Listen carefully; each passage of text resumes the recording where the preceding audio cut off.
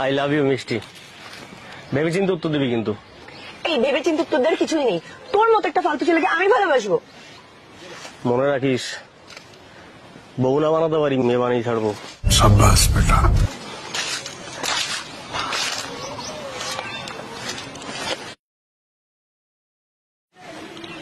হ্যাঁ ডার্লিং, তুমি খেয়েছো? বাহ, আচ্ছা রাখো, আমার মেয়ে এসছে, একটু শুনি হ্যাঁ কি বলছে। শোন, তুই প্লিজ আমার মাকে ছেড়ে দে। তুই যা বলবি আমি তাই করবো। তোকে আমি খুব ভালোবাসবো, প্লিজ।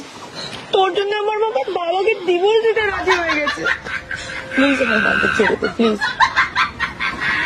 তখন বলেছিলাম ভেবে চিন্তে উত্তর দিস, বাবা বলে ডাক।